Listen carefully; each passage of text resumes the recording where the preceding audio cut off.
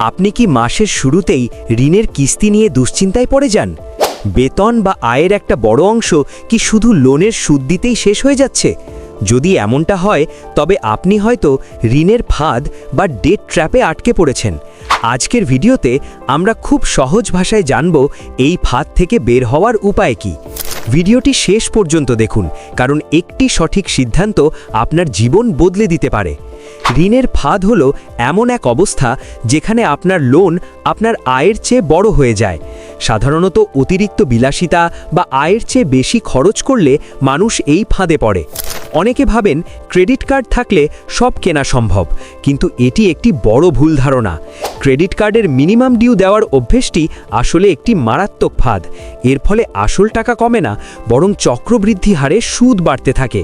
আবার একটি লোন শোধ করার জন্য অন্য জায়গা থেকে লোন নেওয়া আরও বিপজ্জনক। এতে ঋণের বোঝা কমার বদলে দিন দিন পাহাড়ের মতো বড় হতে থাকে। অনেকে শখের বশে লোন নিয়ে দামি মোবাইল বা বাইক কেনেন। মনে রাখবেন, যে জিনিস আপনাকে আয় করে দেয় না তার জন্য লোন নেওয়া ঠিক নয়। ইমার্জেন্সি ফান্ড বা আপৎকালীন টাকা জমানো না থাকলেও মানুষ হুট করে লোন নিয়ে ফেলে। এবার চলুন জানি কিভাবে এই অন্ধকার থেকে আপনি বেরিয়ে আসবেন।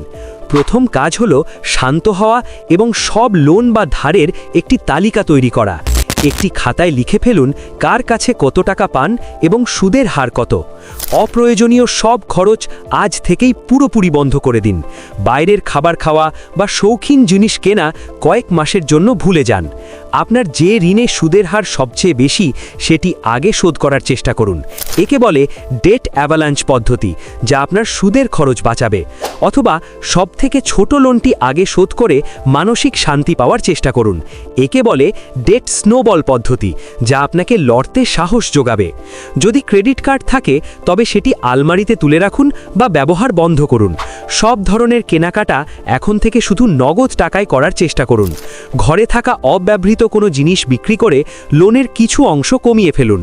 আপনার আয়ের নতুন কোনো উৎস খোঁজা যায় কিনা তা গুরুত্ব দিয়ে ভাবুন। পরিবারের সবার সাথে খোলামেলা আলোচনা করুন, যেন তারা আপনাকে সাহায্য করতে পারে। ব্যাংকের সাথে কথা বলুন, অনেক সময় তারা কিস্তির পরিমাণ কমিয়ে দেওয়ার ব্যবস্থা করে। ধৈর্য হারাবেন না, কারণ এই পরিস্থিতি থেকে বের হতে কিছুটা সময় লাগবে। প্রতিদিনের ছোট ছোট সাশ্রয় মাস শেষে বড় অঙ্কের টাকা বাঁচিয়ে দেয়। মনে রাখবেন, ঋণমুক্ত জীবনই হলো আসল স্বাধীনতা। লোন অ্যাপের চটকদার বিজ্ঞাপনে পা দেবেন না, এগুলো বিপদে ফেলতে পারে। নিজের বাজেট ডায়েরি মেনটেন করুন, যেন টাকার হিসেব আপনার হাতে থাকে। অন্যের দেখানো বিলাসিতার সাথে নিজের জীবনের তুলনা করবেন না। আর্থিক শৃঙ্খলা বজায় রাখলে যে কোনো বড় ঋণ থেকে মুক্তি পাওয়া সম্ভব। বড় কোনো কেনাকাটার আগে নিজেকে প্রশ্ন করুন, এটা কি সত্যিই আপনার দরকার? যদি দরকার না হয় তবে সেই টাকা দিয়ে কিস্তি শোধ করুন। এই কঠিন সময়ে নিজের ওপর বিশ্বাস রাখুন এবং ধৈর্য ধরুন। ভিডিওটি যদি আপনার উপকারে আসে তবে অন্যদের সাথেও শেয়ার করুন।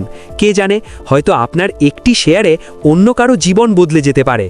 আমাদের চ্যানেলে এমন আরও ভিডিও পেতে সাবস্ক্রাইব করে রাখুন। কোনো প্রশ্ন থাকলে কমেন্ট বক্সে অবশ্যই জানাবেন, আমি উত্তর দেওয়ার চেষ্টা করব। ভালো থাকুন, সুস্থ থাকুন এবং ঋণমুক্ত সুখী জীবন গড়ুন।